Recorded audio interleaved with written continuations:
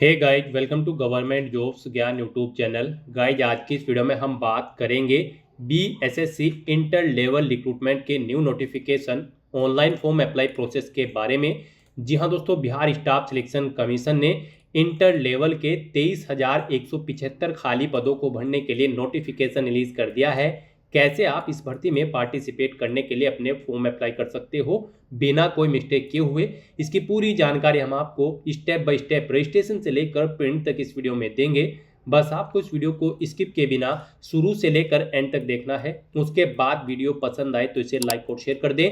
Channel पर नए हो तो इसे सब्सक्राइब कर ले। साथ ही साथ आपको फॉर्म अप्लाई करते हुए जो भी प्रॉब्लम फेस हो रही है उन सभी का हल आपको इस वीडियो में मिल जाएगा। कैसे यहाँ पर आपको अपनी क्वालिफिकेशन की डिटेल देनी है, फोटो सिग्नेचर अपलोड करने हैं, लाइव फोटो कैसे आपको कैप्चर करना है, कैसे आपको अपना फीस पेमेंट करना है, सभी जानकारी आपको इस वीडियो में दी जाएगी। बस आपको एंड तक हमारे साथ इस वीडियो में बने रहना है। तो बिना कोई वक्त गंवाए चलिए शुरू करते हैं। आपको इस वीडियो के डिस्क्रिप्शन बॉक्स में हमारी वेबसाइट IND-sarkarinokri.in के इस पेज का लिंक मिल जाएगा। यहाँ पर आपको इस भर्ती के रिगार्डिंग सभी डिटेल्स प्रोवाइड कर दी गई है। बिहार स्टाफ सिलेक्शन कमीशन ने यहाँ पर इंटर लेवल 10+2 लेवल की वेरियस पोस्ट के लिए नोटिफिकेशन रिलीज कर दिया है। आप ऑफिशियल नोटिफिकेशन में से पोस्ट के नाम चेकआउट कर सकते हो कि क्या क्या यहाँ पर पोस्ट है। और यहाँ पर इन सभी पोस्ट के लिए 23,175 वैकेंसीज है। आप 15 अक्टूबर 2025 से 25 नवंबर 2025 तक अपने फॉर्म अप्लाई कर सकते हो। फाइनल सबमिट करने की फॉर्म को लास्ट डेट 27 नवंबर 2025 है। लेवल 2 के अंतर्गत आपको सैलरी पैकेज प्रोवाइड कराया जाएगा। 12वीं पास कैंडिडेट अप्लाई कर सकते हैं। 18 से 37 साल आपकी आयु सीमा रखी गई है। सभी कैंडिडेट को यहाँ पर 100 रुपये फीस के रूप में जमा कराने होंगे, जो कि आप ऑनलाइन मोड से जमा करा सकते हो। सिलेक्शन आपका रिटन एग्जाम, टाइपिंग टेस्ट, अगर जिस पोस्ट के लिए रिक्वायर्ड है उसके लिए टाइपिंग टेस्ट होगा, डॉक्यूमेंट वेरिफिकेशन आपका होगा, इंटरव्यू होगा और मेडिकल एग्जामिनेशन के आधार पर आपके सिलेक्शन का डिसीजन यहाँ पर लिया जाएगा। आप ऑल इंडिया से ऑनलाइन मोड में अप्लाई कर सकते हो। उसके लिए आपको इस पेज को नीचे स्क्रॉल डाउन करते हुए इंपॉर्टेंट लिंक सेक्शन में आना है। ऑफिशियल नोटिफिकेशन PDF लिंक पर क्लिक करके इस भर्ती के नोटिफिकेशन को ओपन कर लेना है और इसमें से आपको पूरी डिटेल रीड कर लेनी है। यहाँ पर आपको सभी डिटेल्स प्रोवाइड कर दी गई है, जैसे कि क्या पोस्ट का नाम है, कितनी उसके लिए नंबर ऑफ वैकेंसीज है, किस कैटेगरी के लिए कितनी वैकेंसीज है, क्या उसके लिए आपकी न्यूनतम शैक्षणिक योग्यता रखी गई है और यहाँ पर क्या आपकी तकनीकी योग्यता उस पोस्ट के लिए रखी गई है। सभी जानकारी आपको इस नोटिफिकेशन में दे दी गई है। आप यहाँ से चेकआउट करें। जैसे कि निम्न वर्गीय लिपिक के लिए आपको यहाँ पर लेवल 2 के अंतर्गत सैलरी प्रोवाइड कराई जाएगी। पथ निर्माण विभाग में भर्ती निकली है। 12वीं पास या इसके समकक्ष आपका पास आउट होना जरूरी है। साथ ही आपको तकनीकी योग्यता भी आनी चाहिए। कंप्यूटर पर आपको हिंदी में यहाँ पर वर्ड प्रोसेसिंग और टंकन की नॉलेज होनी चाहिए। तो यहाँ से आप जिस भी पोस्ट के लिए अप्लाई करना चाहते हैं उसकी पूरी डिटेल इस ऑफिशियल नोटिफिकेशन में से चेकआउट करके अप्लाई कर सकते हो। इस नोटिफिकेशन में आपको सभी डिटेल्स प्रोवाइड कर दी गई है। आप सभी डिटेल्स यहाँ से रीड आउट करें, उसके बाद अपना फॉर्म अप्लाई कर लें। फॉर्म अप्लाई करने के लिए भी आपको हमारी वेबसाइट के इसी पेज पर ही अप्लाई ऑनलाइन का लिंक दिया गया है। जैसे ही आप इस लिंक पर क्लिक करेंगे आपके सामने बिहार स्टाफ सिलेक्शन कमीशन का ये पोर्टल ओपन होगा। गाइस, यहाँ पर अगर आपने इस भर्ती के लिए पहले से रजिस्ट्रेशन कर रखा है तो आपको लॉगिन का लिंक दिया गया है। आपको इस पर क्लिक करना है। आपके सामने लॉगिन का इंटरफेस ओपन होगा। अब यहाँ पर आपको अपना रजिस्ट्रेशन नंबर एंटर करना है, अपना पासवर्ड आपको एंटर करना है, ये कैप्चा कोड आपको यहाँ पर एंटर करना है और उसके बाद फिर आपको लॉगिन की स्टेप पर क्लिक करते हुए अपने डैशबोर्ड में लॉगिन करके अपना फॉर्म अप्लाई कर लेना है। और गाइज, अगर आप इस भर्ती के लिए फर्स्ट टाइम अप्लाई करने जा रहे हो तो सबसे पहले यहाँ पर आपको अपना रजिस्ट्रेशन करना होगा। उसके लिए आपको न्यू रजिस्ट्रेशन का लिंक दिया गया है, आपको इस पर क्लिक करना है।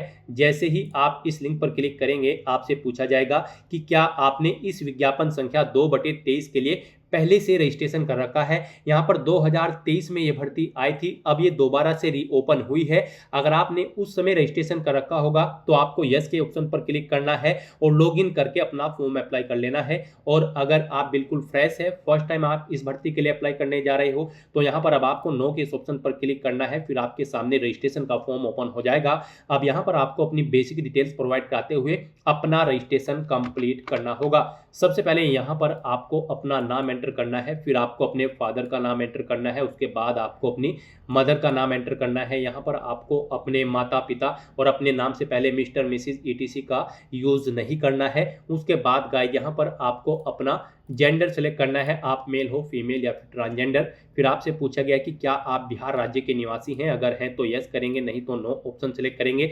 फिर यहाँ पर आपको जनरल कैटेगरी में ट्रीट किया जाएगा।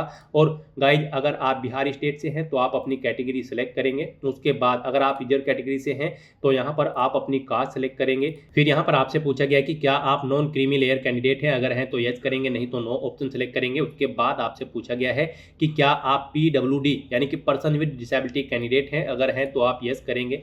अपनी डिसेबिलिटी का नेचर सेलेक्ट करेंगे, वो परमानेंट है या फिर टेम्परेरी। फिर यहाँ पर आपकी डिसेबिलिटी की परसेंटेज क्या 40% से अबव है, अगर है तो आप यस करेंगे, और फिर नहीं है तो आप नो ऑप्शन सेलेक्ट करेंगे। और गाइज अगर आप PWD कैंडिडेट नहीं है तो आप सिंपली नो ऑप्शन सेलेक्ट करेंगे, फिर आपको ये डिटेल नहीं देनी होगी। फिर आपसे पूछा गया कि क्या आप भूतपूर्व सैनिक है यानी कि EX सर्विसमैन कैंडिडेट है, अगर हैं तो आप यस ऑप्शन सेलेक्ट करेंगे। फिर आपको यहाँ पर अपनी रक्षा में सेवा की अवधि सेलेक्ट करनी है, कितने ईयर मंथ और डे का आपको यहाँ पर एक्सपीरियंस है, कितने दिन आपने सेवा की है, नहीं है तो आप नो ऑप्शन सेलेक्ट करेंगे। फिर आपसे पूछा गया है कि क्या आप NCC के पूर्णकालिक कैडेट अनुदेशक हैं, अगर हैं तो आप यस करें। और फिर यहाँ पर आपको अपनी NCC C सर्टिफिकेट का नंबर देना होगा, नहीं है तो आप नो ऑप्शन सेलेक्ट करेंगे। फिर आपसे पूछा गया कि क्या आप बिहार सरकार के कर्मचारी हैं जिन्होंने कम से कम 3 साल नियमित एवं लगातार सेवा की है, अगर है तो आप यस करेंगे, और नहीं है तो आप नो ऑप्शन सेलेक्ट करेंगे। यस ऑप्शन अगर आप सेलेक्ट करते हैं तो फिर यहाँ पर आपको बताना होगा कि आपने बिहार स्टाफ सिलेक्शन कमीशन के एग्जाम्स में कितनी बार अटेम्प्ट किया है। 12/12/2022 के बाद यहाँ पर आप सेलेक्ट करेंगे वो संख्या। और फिर यहाँ पर आपसे पूछा गया है कि क्या आप बिहार सरकार में विज्ञापन में उल्लेखित पदों में से किसी पद पर संविदा नियोजित कर्मी हैं, अगर हैं तो आप यस करेंगे, नहीं तो नो ऑप्शन सेलेक्ट करेंगे। यस ऑप्शन अगर आप सेलेक्ट करते हैं तो फिर आपको पोस्ट का नाम सेलेक्ट करना होगा, किस पोस्ट पर आप यहाँ पर कार्यरत है, संविदा नियोजित कर्मी है। और फिर यहाँ पर आपसे पूछा गया कि क्या आप एग्रीमेंट करते हैं, क्या आपके पास सामान्य प्रशासन विभाग बिहार पटना के संकल्प ज्ञापांक 1003 दिनांक 22/1/2021 के आलोक में इकरारनामा है, अगर है तो आप यस करेंगे, नहीं तो नो ऑप्शन सेलेक्ट करेंगे। अगर यस करते हैं तो फिर आपको यहाँ पर डेट सेलेक्ट करनी होगी। फिर गाइज यहाँ पर आपको अपना मोबाइल नंबर देना है और उसको एक बार फिर से आपको एंटर करके यहाँ पर कंफर्म कर लेना है। उसके बाद यहाँ पर आपको अपनी ईमेल आईडी एंटर करनी है, वही ईमेल आईडी आपको एक बार फिर से एंटर करके उसे कंफर्म कर लेना है। अपनी डेट ऑफ बर्थ आपको इस कैलेंडर में से सिलेक्ट करनी है और फिर उसके बाद आपको ये कैप्चा कोड इस बॉक्स में एंटर करना है और फिर गाइज आपको सेव एंड कंटिन्यू के इस टैब पर क्लिक कर देना है। फिर यहाँ पर आपने रजिस्ट्रेशन में जो डिटेल प्रोवाइड कराई है उसका पूरा प्रीव्यू आपको शो कर दिया गया है। आपको सभी डिटेल केयरफुली चेकआउट करनी है, पेज को नीचे स्क्रॉल डाउन करना है। यहाँ पर अगर कोई मिस्टेक है तो आप एडिट के ऑप्शन पर क्लिक करके अपनी डिटेल एडिट कर सकते हैं और अगर सभी चीज़ें ओके हैं तो बस यहाँ पर अब आपको कन्फर्म एंड नेक्स्ट के इस टैब पर क्लिक कर देना है। इस तरह से यहाँ पर आपका रजिस्ट्रेशन सक्सेसफुली कंप्लीट हो चुका है। आपको एक रजिस्ट्रेशन नंबर यहाँ पर प्रोवाइड कर दिया गया है। ये रजिस्ट्रेशन नंबर और पासवर्ड आपके रजिस्टर्ड ईमेल आईडी और मोबाइल नंबर पर भी आपको सबमिट कर दिया गया है। आपको इसे केयरफुली नोट डाउन करके रख लेना है। और गाइस यहाँ पर अब आपको क्लिक हियर फॉर लॉगिन के स्टेप पर क्लिक करना है। फिर आपके सामने लॉगिन का इंटरफेस ओपन हो जाएगा। अब आपको यहाँ पर अपना रजिस्ट्रेशन नंबर एंटर करना है, अपना पासवर्ड आपको एंटर करना है जो आपकी ईमेल आईडी और मोबाइल नंबर पर आया है। ये कैप्चा कोड आपको यहाँ पर एंटर करना है और उसके बाद गाइज आपको लॉगिन की स्टेप पर क्लिक करते हुए अपने डैशबोर्ड में लॉगिन कर लेना है। फिर आपके सामने आपका डैशबोर्ड ओपन हो जाएगा। अब यहाँ पर आपको अपनी पर्सनल इन्फॉर्मेशन देनी है। कुछ इन्फॉर्मेशन आपकी यहाँ पर आपको ऑटोमेटिकली फिर मिल जाएगी जो आपने रजिस्ट्रेशन टाइम पे प्रोवाइड कराई थी। बस यहाँ पर गाइज अब आपको बताना है कि आपको जो आपका डोमिसाइल सर्टिफिकेट है वो किस डेट को इशू हुआ है। अगर आप बिहार स्टेट से हैं वो डेट आपको सेलेक्ट कर लेनी है। फिर यहाँ पर आपको अपने डोमिसाइल सर्टिफिकेट का नंबर एंटर करना है। उसके बाद यहाँ पर आपको स्थायी निवास प्रमाण पत्र जारी करने वाले प्राधिकार का नाम सेलेक्ट करना है, किसने आपको आपका डोमिसाइल इशू कराया है, CO, RO, SDO, DM या फिर अन्य। उसके बाद यहाँ पर आपको डेजिग्नेशन सेलेक्ट करनी है, उसकी डेजिग्नेशन डेजिग्नेशन देनी है, उस प्राधिकार के पदनाम यहाँ पर आपको देना है। अगर आप अन्य ऑप्शन यहाँ पर सेलेक्ट करते हैं, फिर यहाँ पर आपको आपकी कैटेगरी ऑटोमेटिकली फिर मिलेगी, कास्ट ऑटोमेटिकली फिर मिलेगी जो आपने रजिस्ट्रेशन टाइम पे प्रोवाइड कराई थी। फिर यहाँ पर आपसे पूछा गया है कि क्या आपके पास ईबीसी, बीसी, एनसीएलसी सर्टिफिकेट है। अगर है तो उसका नंबर यहाँ पर आपको देना है, यानी कि आपको अपनी कास्ट सर्टिफिकेट का नंबर यहाँ पर देना है। अगर आप रिजर्व कैटेगरी से बिलोंग करते हो, किस डेट को वो इशू हुआ है वो डेट आपको सेलेक्ट कर लेनी है। किसने आपको इशू कराया है उस डेजिग्नेशन प्राधिकार का नाम आपको सेलेक्ट करना है। अगर इनमें नहीं है तो आप अदर ऑप्शन सेलेक्ट करेंगे, उसका नाम यहाँ पर देंगे। फिर आपको इस पेज को नीचे स्क्रॉल डाउन करना है। उसके बाद आपको बताना है कि क्या आप स्वतंत्रता सेनानी के आश्रित हैं। अगर हैं तो आप यस करेंगे, नहीं तो नो ऑप्शन सेलेक्ट करेंगे। अगर हैं तो आप यस करते हैं तो आपको यहाँ पर अपना फ्रीडम फाइटर का सर्टिफिकेट नंबर देना होगा। किसने आपको इशू कराया है वो यहाँ पर आपको उस प्राधिकार का नाम सेलेक्ट करना होगा। और गाइड फिर यहाँ पर आपको अपनी नेशनलिटी सेलेक्ट करनी है। उसके बाद आपसे पूछा गया है कि क्या आपके पास आधार कार्ड है। अगर है तो आप यस करेंगे, उसका नंबर यहाँ पर देंगे, नहीं है तो नो ऑप्शन सेलेक्ट करेंगे। और फिर यहाँ पर आपको अपनी कोई आईडी प्रूफ सेलेक्ट करना होगा, जैसे कि voter ID, driving licence, PAN card, passport, और उसका नंबर आपको यहाँ पर देना होगा। फिर आपकी बॉडी पर कहीं कोई कट या तिल का निशान है तो उस पैलेस का नाम यहाँ पर आपको देना है, नहीं है तो आपको नो मार्क यहाँ पर एंटर कर देना है। उसके बाद आपसे पूछा गया है कि क्या आपको कभी किसी प्रतियोगिता परीक्षा में बैठने से रोका गया है। अगर रोका गया है तो आप यस करेंगे और फिर यहाँ पर उस यूपीएससी राज्य आयोग या फिर किसी अन्य चयन आयोग जो भी था उसका नाम देंगे, कब से कब तक रोका गया है वो डेट आप सेलेक्ट करेंगे। नहीं रोका गया है तो गाइज आप यहाँ पर सिंपली नो ऑप्शन सेलेक्ट कर लेंगे। फिर यहाँ पर आपको अपना कोरोस्पोंडेंस एड्रेस एंटर करना है। उसके बाद आपको अपना परमानेंट एड्रेस यहाँ पर एंटर कर देना है। और अगर आपका परमानेंट एड्रेस आपके कोरोस्पोंडेंस एड्रेस के अकॉर्डिंग सेम है तो आप इस चेकबॉक्स को ओके कर देंगे। ऑटोमेटिकली आपका परमानेंट एड्रेस आपके कोरोस्पोंडेंस एड्रेस के अकॉर्डिंग यहाँ पर फिल हो जाएगा। और उसके बाद गाइज फिर आपको यहाँ पर सबमिट की स्टेप पर क्लिक करना है। फिर आपने यहाँ पर ये जो डिटेल प्रोवाइड कराई है इसका पूरा प्रीव्यू आपको शो कर दिया गया है। आपको सभी डिटेल्स केयरफुली चेकआउट करनी है, पेज को नीचे स्क्रॉल डाउन करना है और गाइस यहाँ पर अब आपको प्रोसीड फॉर पेमेंट की स्टेप पर क्लिक करना है। उसके बाद आपके सामने कुछ इस तरह से इंटरफेस शो होगा। अब यहाँ पर आपको अपना फीस पेमेंट करने के लिए भुगतान बैंक सेलेक्ट करना है, एसबीआई या फिर आईसीआई, आप अपने अकॉर्डिंग ऑप्शन सेलेक्ट करें। और उसके बाद गाइस फिर यहाँ पर आप प्रोसेस ऑनलाइन पेमेंट के स्टेप पर क्लिक कर दें।